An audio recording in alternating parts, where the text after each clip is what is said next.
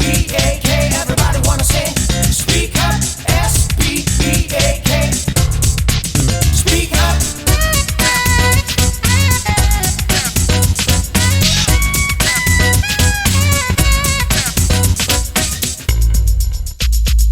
In this issue of Speak Up, special reading of City Lights. Humor, the world's best jokes. Don't Worry, Be Happy's composer and singer, Bobby McFerrin. British class and accents.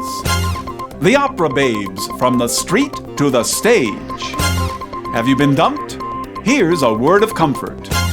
A short story on this dog's life. An interview with author Ann Patchett.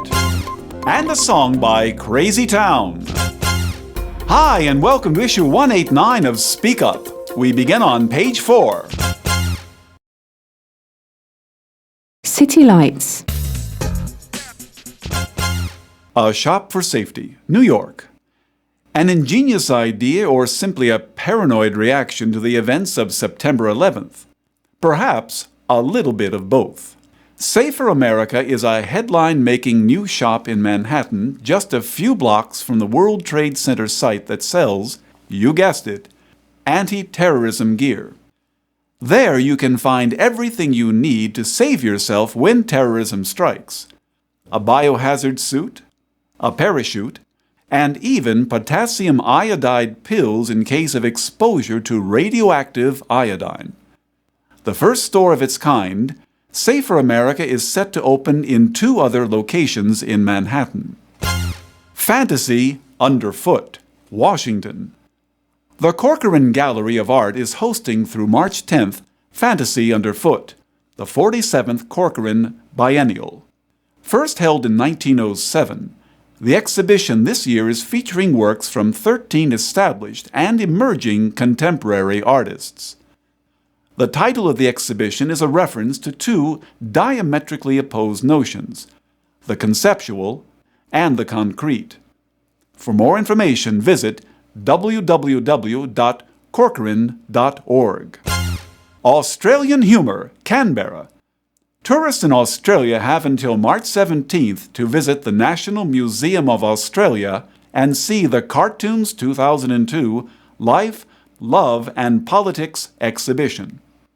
From the war on terrorism to the antics of the Australian Democrats, the cartoonists explore the major events of the year. A great chance for foreigners to understand current affairs in Australia through political satire and the whimsical world of the country's leading cartoonists. So have a good laugh down under. For more information, visit www.nma.gov.au. Harley-Davidson, 100 years, Wellington. From February 6th through June 2nd, Te Papa, New Zealand's National Museum, shows the bikes and tells the stories that created the Harley-Davidson legend. This exhibition features a wide array of Harley-Davidson's magnificent motorbikes, dating from 1903, when the company was founded, up to today. You'll understand why Harley-Davidson has become the world's most successful brand name. Quiz. What other logo do people wear as a tattoo? For more information, visit www.tepapa.govt.nz. Speak up. We begin this month by looking at the subject of humour. Piers Grimley-Evans investigates. Humour, the proverb says, does not travel. So what do travellers do if they want to be funny? This can be a very serious question. If you are visiting Britain or America, where humour has a place in practically every social occasion, and even IBM employs humour consultants, there are plenty of good reasons to want to raise a smile. In an Anglo-Saxon or Celtic culture, unless you're a funeral director, making people laugh brings both career advancement and social success. So to find out how to do it, I went to the annual meeting of the International Society of Humour Studies. My first tip for travellers came from Larry Mintz, a lecturer at the University of Maryland and an editor of Humour magazine. Travellers should be very careful, he said. They need to be very much aware that humour is very ambiguous. It means a lot of different things to different people. A joke that's funny to you might be offensive to somebody else. They might not get the joke, or they might perceive it completely differently than you think they are. So you have to be very comfortable that you know the audience, that you know the joke very well. And yes, if you know the joke well and you know the audience and you're aware of ambiguities, fine, tell a joke. But I think an anthropologist I know of, he said that the last test of whether you know a culture well is your ability to tell and understand jokes in that culture.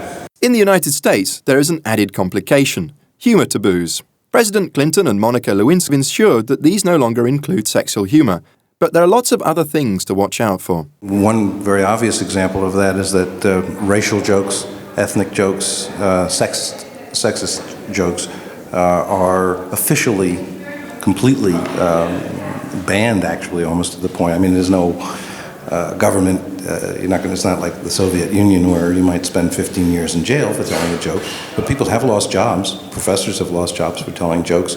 A very prominent politician who was actually a cabinet member privately told a joke, but there was a journalist present, and it was a racist joke, and he lost his job over it. He was forced to resign. So yes, you have to be aware of the fact that people still tell these jokes, but they tell them privately, and they tell them when they know their audience. And you can't tell them publicly at all, and you can't tell them to someone who may take offense. But jokes, however politically correct, are not the best way to be funny. The American linguist Neil Norrick told me that joke-telling, especially now that the internet has made gags universally available, is just as likely to irritate as it is to entertain. Spontaneous wit is much better, if much more difficult.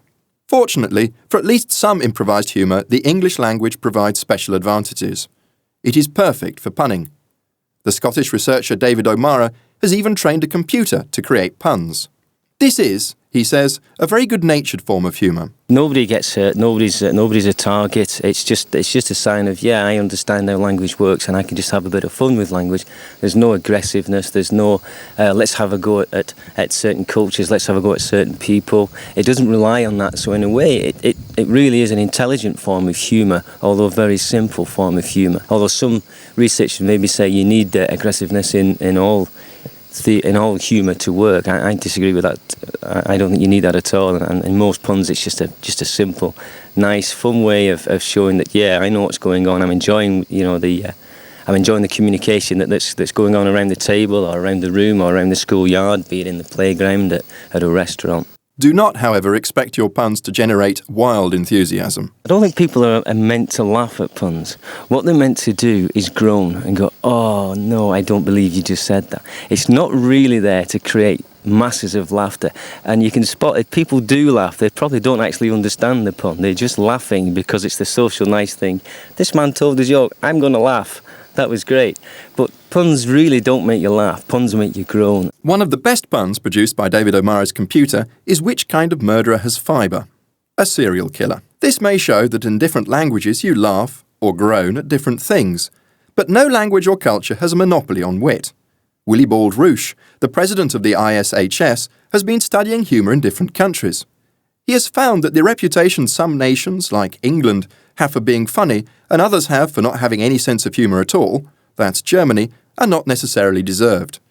And he insists it's true even if his accent is suspiciously Teutonic. Definitely the English have managed to create the impression all over the world that they are highest in sense of humour.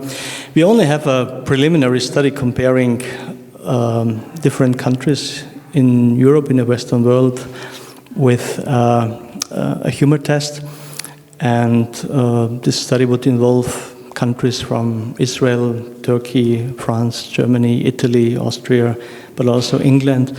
And much to our surprise, the English sample, which we would have expected to appreciate nonsense humor because nonsense humor originates in England, those people actually scored lower on liking of nonsense humor than the German students. Actually, in this study, we didn't have any area which was more appreciated by the English sample. Dr. Roof thinks the important difference in humour is not between countries, but between personality types. In different cultures, humour takes place on different occasions, is about different things, and different cultures show their response in different ways. But on a deeper level, he believes we all react in a similar way. The big divide is between people who need stimulation and people who like order. Sensation seekers prefer nonsense humour. Lovers of rules and regulations like jokes that are based on stereotypes and reinforce their prejudices. One of these, for example, might react to the news that the English reputation for humour is bogus by saying, at least they still have their delightful cuisine and lovable football supporters. My own personal tip for this category is to take particular care overseas. Sometimes, even humour should take second place to tact. Speak up. Next, we talk to one of the contemporary music scene's more original artists, Bobby McFerrin. Even if Bobby McFerrin is best known for his massive 1988 hit Don't Worry, Be Happy, this is just the tip of the iceberg for this multi-instrument playing vocalist, composer and conductor.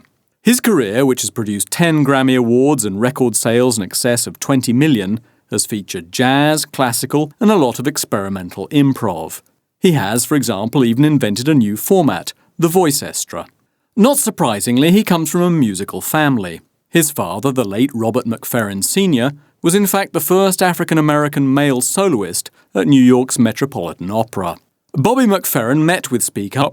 We began by talking about the household in which he grew up. I grew up in a musical household. It wasn't necessarily operatic, though my parents were both classically trained singers. They loved jazz. So it wasn't just like being in a stuffy classical environment by any means, and it was so casual. It was a very casual musical environment because my parents loved music. They'd have singers over, and I remember that there would be a lot of singing in the house. My father would sing standards.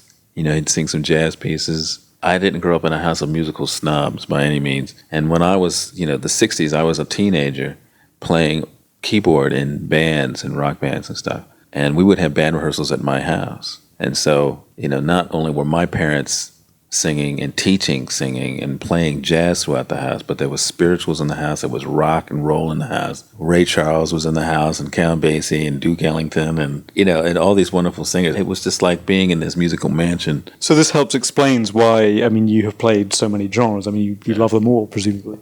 Well, it's like living in Switzerland and speaking 4 languages. You just hear it all the time. So, people will say, or they'll ask me, how can I change hats? How can I conduct one night and then do a jazz gig the next night? And to me, it's very, very simple. It's just like walking from one room in my house to another. In 1988, you were catapulted from being an interested musician to being a household name throughout the world. How surprised were you by the reaction to this song? Yeah, extremely surprised. I'm still surprised that it has such longevity. Even to this day, people come up to me and say, that was my favorite song. I was extremely surprised by it. First off, it was an a cappella tune. It was completely a cappella. And it was a tune that I sort of dashed off in the studio in less than an hour. I had no verses written. And so I had to sit there and sort of figure out, what the verses were going to be. And then I recorded it. And, I had absolutely, up until that point, no huge expectations about it. I didn't sit down deliberately to write a hit song. And the song almost didn't even come about because at the time I was struggling with another piece in the studio and didn't quite know what to do with it. So I said, well, let's take a break. And during that break, I wrote out the lyrics to Don't Worry, Be Happy, and I went back into the studio and recorded it just as sort of a way to let go of that other piece for a while, and then I'd come back to it later. So it wasn't even in the original plan for Simple Pleasures. So it just kind of took off on its own. I gather from your resume, after this staggering international hit, it seems as if you almost deliberately went the other way and you then started getting interested in conducting. Is that a simplification, or is that the way it went? No, it was something like that. Just about the time that Don't Worry was taking off, against conventional record company wisdom, I decided not to tour the song. That's what usually most artists do. They have a hit and then they go out on the road. But I didn't want to do that. I wanted to go home and get reacquainted with my family because I had been away for a long, long time. I had so many offers to do things. It was frighteningly tempting, but it was time for me to go home. And so I didn't tour again for a year and a half. I stayed home for a year and a half. And during that time, I thought that when I did re-enter the fray of the entertainment world, I wanted to do something else. And so I put voiceestra together and studied conducting during that time. Everyone thought I was crazy.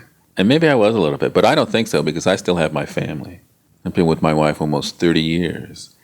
And I think that's probably, if I had to look back and say what was one of the best decisions I've made in my life, that was one of them, was not to tour that song, because that would have meant being away from my family probably for months and months and months, 6 months to a year, just touring. And who knows, we might not have been able to have survived that. You feel that mega success in the entertainment business is like almost incompatible with a happy family life? Almost, yeah. It's extremely hard to maintain both because what you have to do to maintain that success. You can really deprive your family of quality time, just being around. And I wanted to be around. I wanted to go home. I wanted routine in my life. I wanted to get up at the same time every day. I wanted to get my kids off to school. I wanted to take walks in my neighborhood. I wanted to see my friends. I wanted to be home with my wife. I wanted to just do regular things. And it's tough. It's very, very, very difficult. Speak up. To Britain next, where Piers Grimley Evans looks at the sensitive issue of accent and social class. Accent is absolutely crucial to the British class system, which explains why G.B. Shaw's Pygmalion, better known as My Fair Lady, is still popular in London's theatres 100 years after it was written. The story of a Cockney flower girl, Eliza Doolittle, who joins the upper classes by changing her pronunciation, is something everyone can relate to. Elocution teachers, or voice coaches as many of them now prefer to be known, still perform this kind of transformation. But among their students, an extraordinary change has taken place. For the first time, they include the upper classes. Valentine Palmer, one of London's leading voice coaches, told me about the background of his students.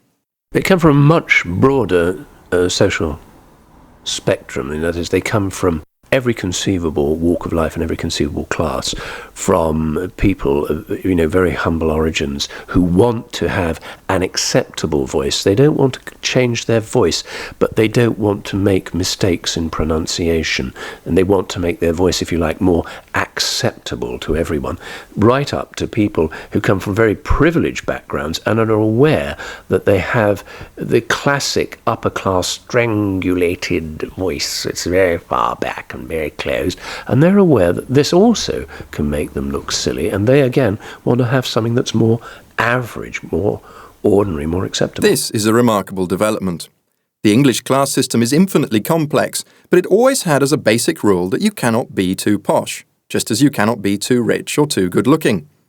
Anthony Gardner, who has worked for many years for the upper-crust monthly Harpers and Queens, thinks a combination of factors have diminished the social advantages of public school vowels. He told me why things are now looking bleak for people born with a silver spoon in their mouths. I think that over the past few years, the English upper classes have felt themselves to be in a state of siege. Things have turned against them both financially and politically. Financially, the great blow came with the scandals surrounding the Lloyd's insurance market in London at the beginning of the 90s, when a lot of them lost huge sums of money. And politically, obviously, the change from a Conservative to a Labour government has been difficult for them as well, although the Labour government has turned out to be less radical than many people expected it to be. But I think the change of government has meant a change of mood in the country as well. And although the Blairite MPs are not as egalitarian as some socialists would like them to be, I think the mood of the country is more egalitarian, and there are more people questioning the right of people to lord it over others simply because they come from a rich family. Today's go-ahead flower girl would be much better off, according to Valentine Palmer, developing a neutral, not a posh accent. Rather than pronouncing the vowel sound in glass, for example, as if she was saying "ah" as part of a doctor's examination, she should keep it short, or even pronounce it like the sound in ant rather than in car. The winning accent for today's elite comes, Valentine Palmer suggests, with a new attitude. In order to show that you were upper class and you didn't have to work for a living, you tended to speak very slowly. And because you didn't have to communicate with people, they would do exactly as you said without you even saying anything.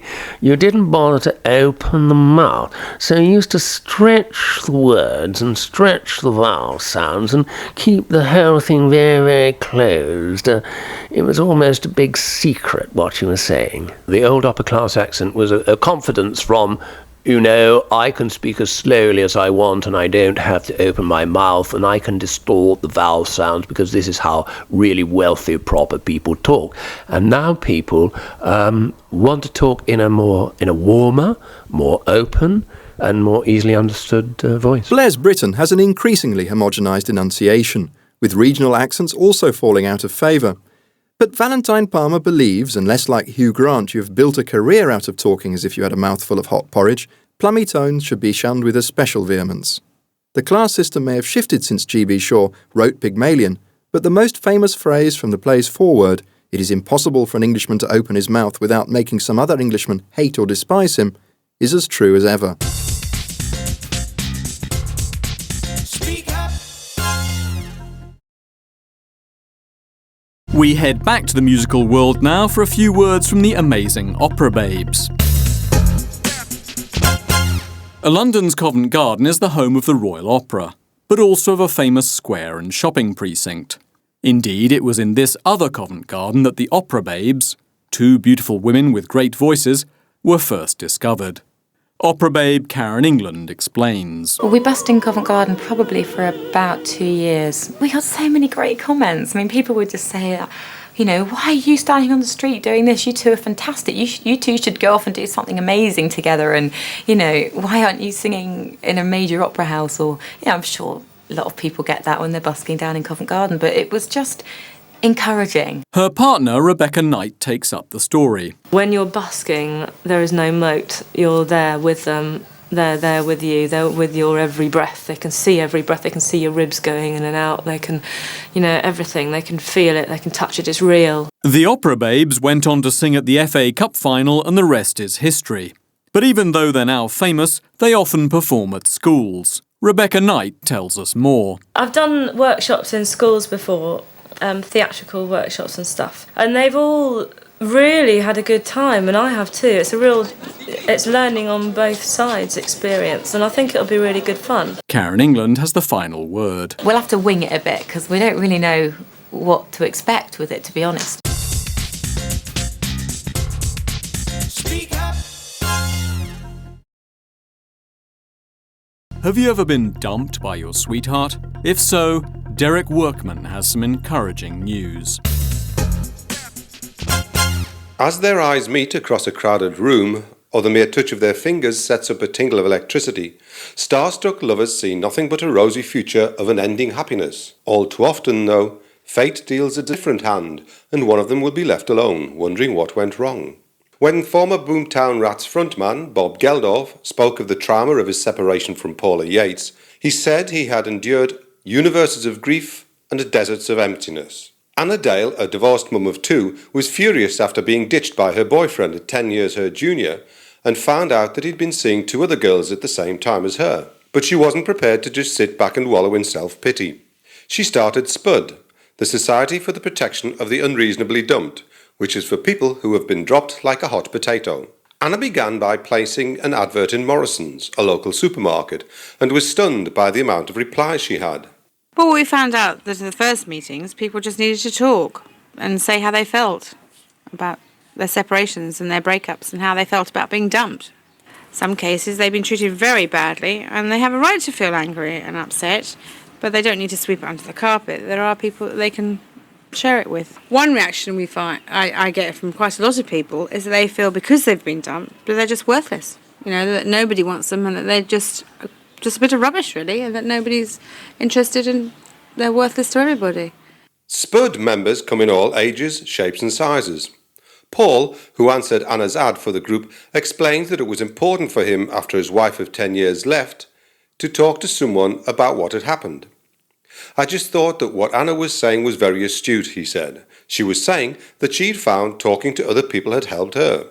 After the huge response to Spud, and after speaking to hundreds of people, Anna realised it was not just jilted lovers who were suffering when it came to relationships breaking down. We started getting calls from families, people within a family group who have had problems, who have had rifts with their brothers or their sisters or their in-laws, and that's really sad and it's really quite difficult because it causes huge family rifts and ruins many, many lives. And so we started helping people with those problems as well. To deal with the wider range of people needing help, Anna set up Carrots, Care Against Relationship Rifts or Thoughtless Separation, and now plans to provide booklets, a member's handbook, and counselling on the phone, by post or email. Whilst Anna and her colleagues are there to help, some people like to take care of the situation themselves, but it doesn't always go the way they expect. When Jenny Crozier's boyfriend called their relationship a day, she was determined to vent her anger by creating as much public embarrassment for him as possible, by posing photos on the internet of him wearing her bright red bra and panties. Jenny's attempted retribution fortunately did no real harm, because her ex-boyfriend and all his friends and colleagues treat it as a huge joke. But some dumpies can take revenge to extremes. Alex Pithcourt saw his marriage disappear when his wife went off to live with his best friend. I didn't believe it at first. This is the guy who'd been on holiday with us, stayed at my place when he was in town on business. All the while, 3 years, he's been screwing my wife. And she went off to live with him, I think, because she thought he had lots of money. Because of their years of friendship, Alex's so-called friend had been quite open to him about some of his dubious business dealings. He was importing products into the UK that had no licenses, and then repackaging them as if they had been legally licensed. It was this knowledge that gave Alex his chance of revenge. By drip-feeding information to the authorities, he slowly brought about his one-time friend's downfall. For me, the biggest kick of all was one day, a couple of years later, seeing him in the street and inviting them for a very expensive meal at a restaurant that I knew they just wouldn't be able to afford. You know, the no hard feelings, let's make friends, let's put everything behind us. And when we'd finished the meal, I told them what I'd done. They were so shocked they couldn't speak, so I just got up, left the restaurant, and let them pay for the meal. One of the best moments of my entire life. Fortunately, not everyone plays out their revenge to the bitter end. Most people are happy to have the support of groups such as Spud and Carrots. I know the names of the groups sound a bit daft, really, but we do take the whole thing very seriously, and we are here to help people. That is the intention. Speak up. This month's short story is in fact an essay. Maura Shea reads This Dog's Life by award-winning American novelist Anne Paget. It is followed by an interview with the author. It happened like this. After a walk in the park, my boyfriend Carl and I saw a young woman sitting in a car talking to a dog. Even from a distance, beneath the hard glass of the windshield, we could tell this was an exceptional animal. Carl, never shy, tapped on the young woman's door to ask her what kind of dog it was. We live in Nashville, where people do things like this, and no one is frightened or surprised. The young woman told us the sad story. The dog, who was on closer viewing nothing but a mere slip of a puppy, had been dumped in a parking lot, rescued, and then passed among several well-intentioned young women, none of whom were allowed to have dogs in their apartments. Finally, the dog had landed with the young woman in the car, who had been explaining to said dog that the day had come to look cute and find a permanent home. She was small and sleek and white. The sun came through her disproportionately large ears and showed them to be pink and translucent as a good Limoges cup held up to the light. We petted. She licked. We left the park with a dog. I didn't think it would be this way. I thought when the time was right, I would make a decision, consider breeds, look around. The truth is, I too was a woman who lived in an apartment that didn't accept dogs. But when fate knocks on the door, you'd better answer. Let's call her Rose, Carl said. I was breathless, besotted. My puppy tucked her nose under my arm, and the 100 clever dog names I had dreamed up over a lifetime vanished. Sure, I said. Rose. I was 32 years old that spring, and all I had ever wanted was a dog. While other girls grew up dreaming of homes and children, true love and financial security, I envisioned shepherds and terriers, fields of happy bounding mutts. Part of my childhood was spent on a farm where I lived in a sea of pets, horses and chickens, a half a dozen sturdy mouse-killing cats, rabbits, 1 pig, and many, many dogs. Rumble and Tumble and Sam and Lucy, and especially Cuddles, who did justice to his name. Ever since that time, I have believed that happiness and true adulthood would be mine at the moment of dog ownership. I would stop traveling so much. I would live someplace with a nice lawn. There would be plenty of money for vet bills. At home, the puppy Rose played with balls, struggled with the stairs, and slept behind my knees while we watched in adoration. It's not that I was unhappy in what I now think of as the dogless years, but I suspected things could be better. What I never could have imagined was how much better they would be. Whatever holes I had in my life, in my character, were suddenly filled. I had entered into my first relationship of mutual, unconditional love. I immediately found a much nicer apartment, one that allowed dogs, for a ridiculously large, non-refundable pet deposit. Since I work at home, Rose was able to spend her days in my lap, where she was most comfortable. We bonded in a way that some people looked upon as suspect. I took Rose into stores like the rich ladies at Bergdorf's. I took her to dinner parties. I took her to the Cape for vacation. As I have almost no ability to leave her alone when I have to go someplace that foolishly did not allow dogs, I drive her across town and leave her with my grandmother. We referred to this as dog-sitting. "Look at that," people said, looking at me and not Rose. "Look how badly she wants a baby." A baby?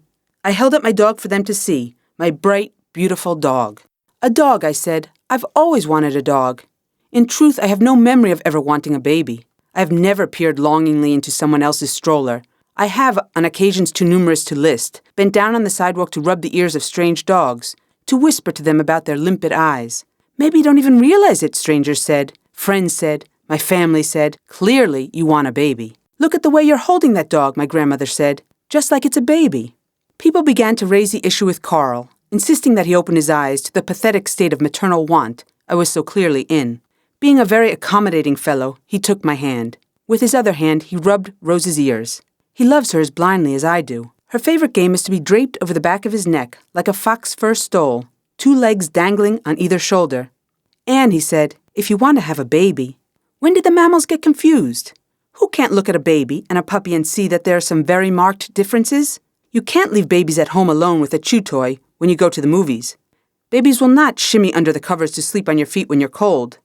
Babies, for all their many unarguable charms, will not run with you in the park, wait by the door for you to return, and as far as I can tell, know absolutely nothing of unconditional love. Being a childless woman of childbearing age, I am a walking target for people's concerned analysis.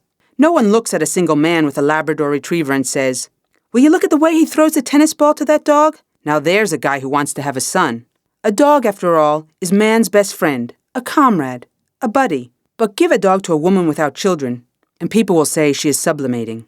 If she says that she, in fact, doesn't want children, they will nod understandingly and say, "You just wait." For the record, I do not speak to my dog in baby talk, nor do I, when calling her, say, "Come to Mama." "You were always my most normal friend," my friend Elizabeth told me, "until you got this dog." Well, I think I would have enjoyed the company of many different dogs. I believe that the depth of my feeling for Rose, in particular, comes from the fact that she is, in matters of intelligence, loyalty, and affection, an extraordinary animal. In the evenings, Carl and I drive Rose across town to a large open field where people come together to let their dogs off their leashes and play. As she bounds through the grass with the Great Danes and the Burmese mountain dogs, I believe that there was never a dog so popular and well-adjusted as mine. I believe, and yet realize at the same time, that this is the height of my own particular brand of insanity, that I see other people looking at my dog with a certain degree of longing. It is then that they want to talk about identifying her lineage, perhaps in hopes that one of her cousins might be located. It is not enough for Rose to be a good dog. She must be a type of dog. She has been, depending on how one holds her in the light, a small Jack Russell, a large Chihuahua, a Rat Terrier, a Fox Terrier, and a Corgi with legs. Presently, she is a Portuguese Pendango, a dog that, to the best of my knowledge, was previously unknown in Tennessee. It is the picture she most closely resembles in our Encyclopedia of Dogs. We now say things like, "Where is the Pendango? And has the Pendango been outside yet?" to give her a sense of heritage. In truth, she is a parking lot dog, dropped off in a snowstorm to meet her fate. I watched the other dog owners in the park, married people and single people, and people with children. The relationship each one has with their dog is very personal and distinct, but what I see again and again is that people are proud of their pets, proud of the way that they run, proud of how they nose around with the other dogs, proud that they are brave enough to go into the water or smart enough to stay out of it, People seem able to love their dogs with an unabashed acceptance that they rarely demonstrate with family or friends. The dogs do not disappoint them, or if they do, the owners manage to forget about it quickly.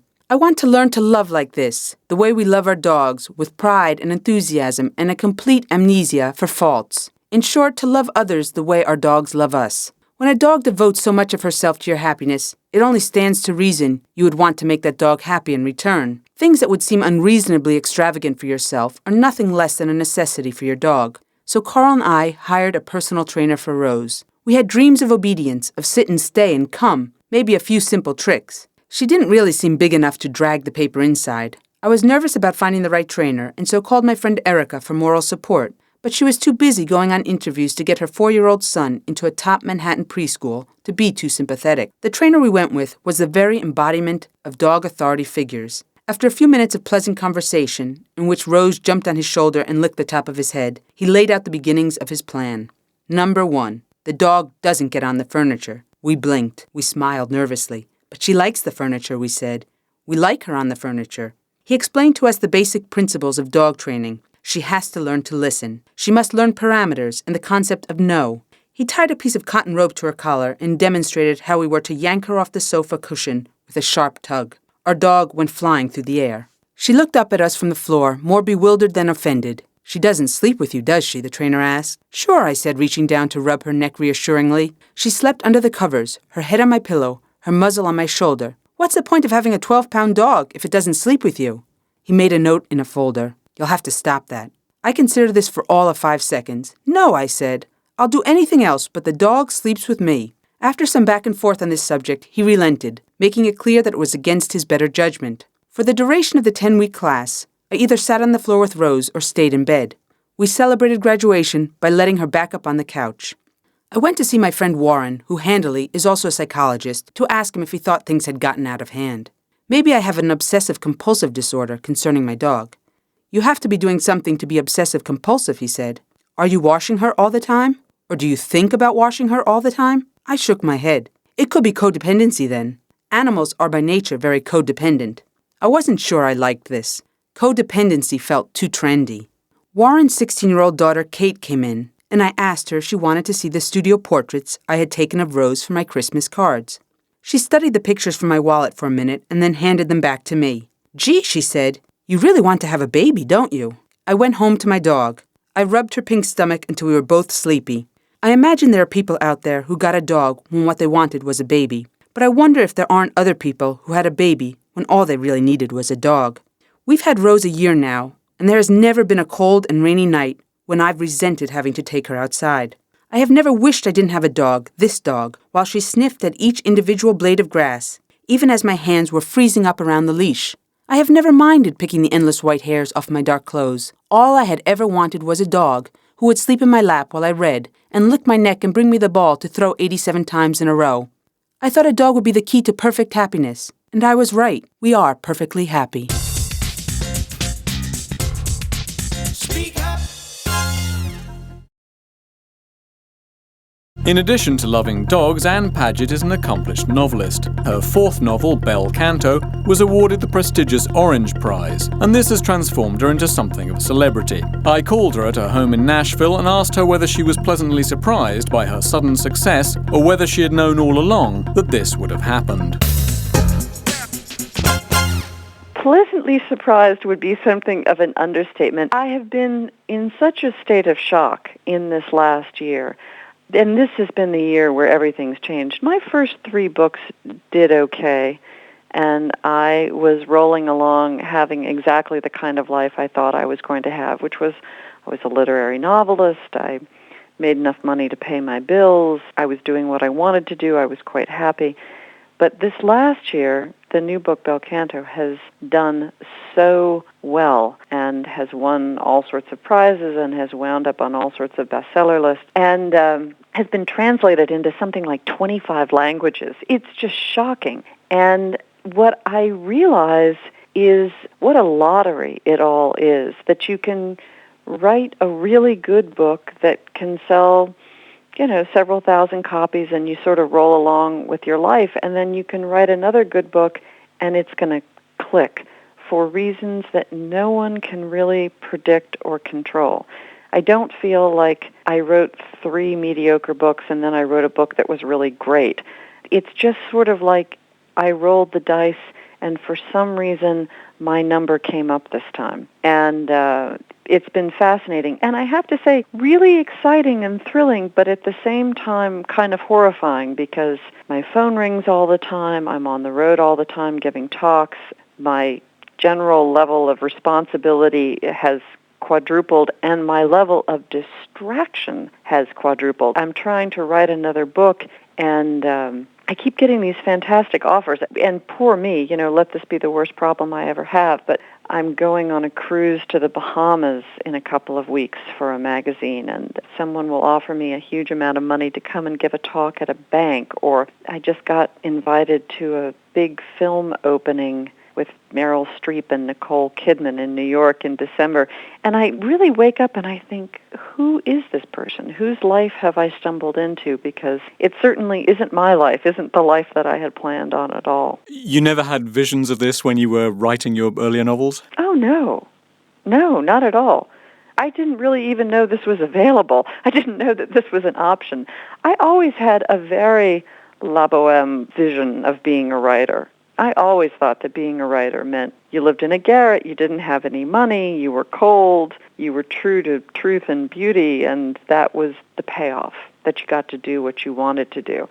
And the fact that I wasn't living in a garret and I wasn't cold all those years, I thought was an enormous accomplishment.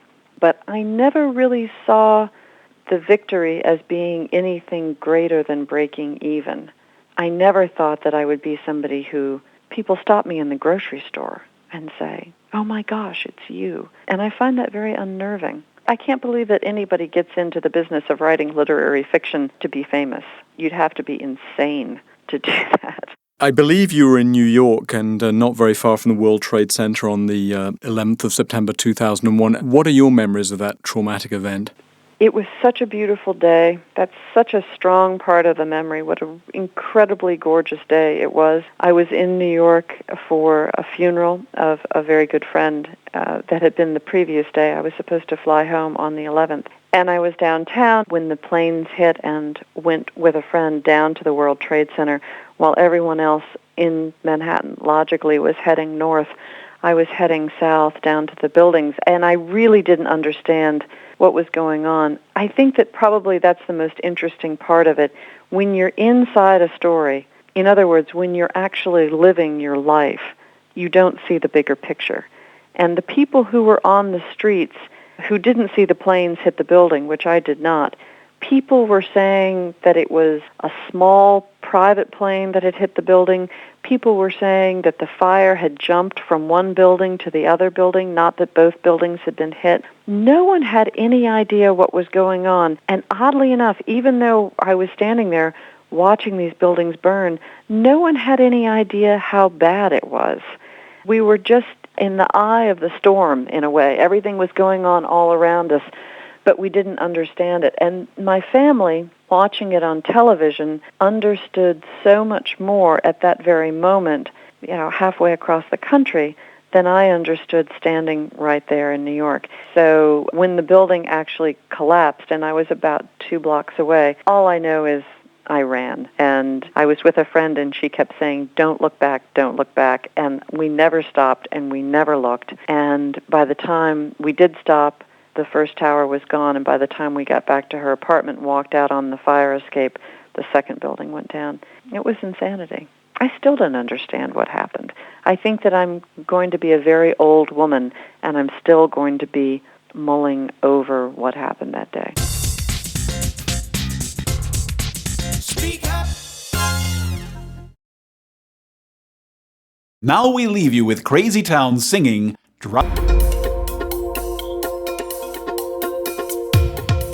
That's all for now, folks. See you again next month.